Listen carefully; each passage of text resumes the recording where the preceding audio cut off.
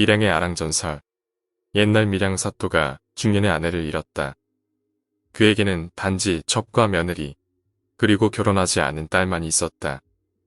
딸은 태어난 지 몇 개월 만에 어머니를 잃고 유모 손에서 자라 유모를 어머니처럼 대했다. 딸은 유모와 별땅에서 살았는데 밀양 사또는 이 딸을 끔찍하게 아꼈다.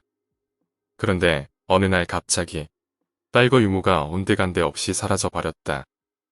읍내 마을들을 두루 뒤졌으나 그들의 모습은 찾을 수가 없었다. 사또는 놀라서 정신을 잃더니 미쳐버려서 껄껄 웃기도 하고 마구 떠들어대다가 소리를 지르며 뛰어다녔다. 이에 부득이하게 사또직을 그만두고 서울로 돌아왔는데 그 때문에 얼마 지나지 않아 세상을 떠났다. 그런데 그 후 밀양 사또로 부임하게 되면 부임하는 그날 모두 죽었다. 서너 명이 이렇게 급세를 맞으니 사람들은 모두 밀양 관가를 흉가로 생각해서 밀양 사또가 되기를 꺼렸다. 아무리 밀양 사또를 임명하려고 해도 그곳에 가기를 원하는 자가 없자 조정에서는 크게 근심하였다. 그래서 어느 날 모든 관리와 전직 관리들을 대궐 안에 모두 불러 지원자를 찾기로 했다. 그때 한 무관이 있었는데 그는 금군으로 오래 근무하다 무신 겸 선정관을 역임하여 겨우 육품에 올랐다가 부모님이 돌아가셔 관직을 그만둔 지 20여 년이 된 사람이었다. 나이가 60에 가까웠는데 춥고 배고픈 생활을 했고 옷 한 벌로 10년이 넘도록 살면서 밥도 사나흘에 한 끼를 간신히 먹을 정도였다. 그 탓에 문 밖에도 나가지 못하고 명사나 재상들 중 얼굴을 아는 사람이 하나도 없었다. 그런 그가 밀양 사또에 관한 이야기를 듣고 자기 아내에게 말했다. 내가 지원하고 싶은 마음은 절실한데 죽는 것이 무서워서 참아갈 수가 없구려. 그러자 아내가 말했다. 죽는 것은 매한가지입니다. 무엇을 두려워하십니까? 비록 부임하는 날 죽는다고 해도 사또라는 명예는 얻을 것이고 만약 죽지 않는다면 그 얼마나 좋은 일입니까? 주저하지 말고 지원하십시오. 무관이 생각해보니 아내의 말이 맞았다. 그래서 대궐에 나아가 임금님께 아뢰었다. 소신이 비록 재주는 없으나 밀양에 가보겠습니다. 임금님이 가상하게 여겨 그날로 바로 밀양 사또에 임명되었다. 무관은 집에 돌아가 탄식했다. 비록 당신 말을 따라 지원하기는 했지만 나는 반드시 죽을 것이요. 나는 그래도 사또 자리라도 올라가니 죽어도 한이 없지만 집안 식구들은 어떻게 하겠소? 이제 죽으러 가는데 어찌 슬프지 않겠소? 부인이 말했다. 이전 사또들이 죽은 것은 모두 그들의 운명일 뿐입니다. 귀신이 어떻게 사람을 죽일 수 있겠습니까? 제가 비록 여자지만 도움이 될 테니 저도 함께 가겠습니다. 그리하여 아내를 데리고 짐을 챙겨 밀양으로 출발하였다. 밀양에 도착하니 부하들이 차례로 인사를 왔다. 하지만 낌새를 보아하니 사또가 곧 죽을 것이라 여기는지 공경하는 모습은 하나도 없고 얼굴을 찡그릴 뿐이었다. 게다가 아내까지 데려온 것을 보고 표정은 더욱 나빠졌다. 관아에 들어가니 관사꼴이 말이 아니었다. 벽은 허물어져 있고 구들장은 깨져 있어 온통 심란하게 만들 뿐이었다. 황후 무렵이 되자 관가의 심부름꾼들이 사또에게 고하지도 않고 돌아갔다. 관아는 마침내 텅 비어 한 명도 없게 되었다. 부인이 말했다. 오늘 밤은 정말 무서울 것입니다. 서방님께서는 안에 들어가 주무십시오. 제가 남자 옷으로 갈아입고 관사에 앉아 동정을 살펴보겠습니다. 사또의 아내는 촛불을 켜고 혼자 앉아 있었다. 밤 12시쯤 되자 갑자기 음기 가득한 바람이 어디에선가 불어와 촛불이 꺼지고 한 개가 뼈에 사무쳤다. 조금 뒤 방문이 저절로 열리더니 한 처녀가 온몸에 피를 흘리고 머리를 풀어헤친 채 벌거벗은 몸으로 손에 주기를 들고 섬광같이 방으로 들어왔다. 부인은 당황하지도 놀라지도 않으며 말했다. 너는 필시 풀지 못한 원한이 있어 호소하러 온 것이구나. 내가 너를 위해 원수를 갚아줄 테니 조용히 기다리고 다시는 나타나지 말거라. 그러자 처녀가 인사를 하고 나갔다. 부인은 곧바로 안채로 들어가 사또에게 말했다. 귀신이 조금 전에 왔다 갔으니 이제 두려워하실 게 없습니다. 각각 관사에서 주무시지요.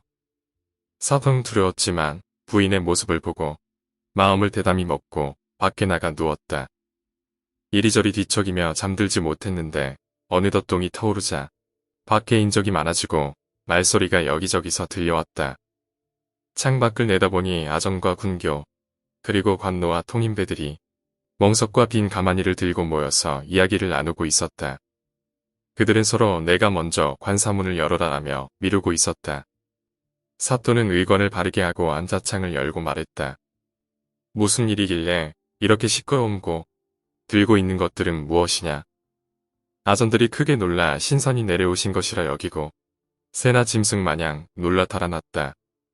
그들은 곧 기러기나 지보리처럼 줄을 지어서서 공손히 절을 했다. 사또는 그제서야 어제 자신을 소홀히 대한 이들의 죄를 다스렸다. 이방들을 호령하고 법에 따라 엄하게 다스리니 이방들은 무서워서 감히 소리도 내지 못했다.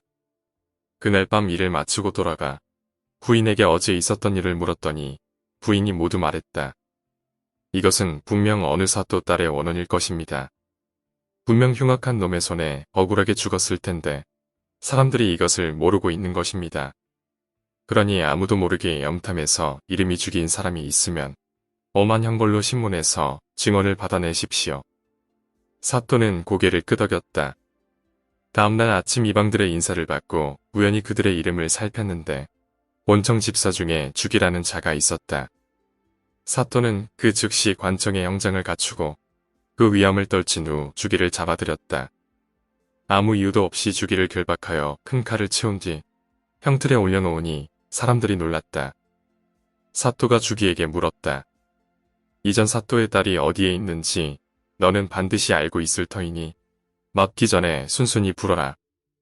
사또가 부임한 날 죽지 않아 사람들이 모두 신선이라고 부르며 두려워하고 있었으니 감히 속일 수가 있었겠는가. 하물며 이놈은 자신이 큰 죄를 지었으니 사람들이 몰라도 마음속으로는 항상 불안해했었다.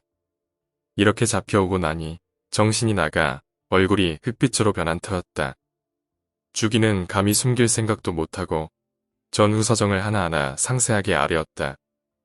이전 사또가 영남루로 행차를 나갔다 올 때 이놈이 행차를 엿보고 정욕이 들었던 것이다. 그리하여 처녀가 어머니처럼 따르던 유모에게 많은 뇌물을 바쳐 외야 후원에 있는 대나무 두각으로 나오게 했다. 대나무 두각은 몹시 구석진 곳에 있어 사람들의 눈에 띄지 않는 곳이었다. 그곳은 부녀자들이 종종 달을 보러 나가는 곳이었다. 유모가 재물을 탐내 처녀를 데리고 달을 보러 나갔다.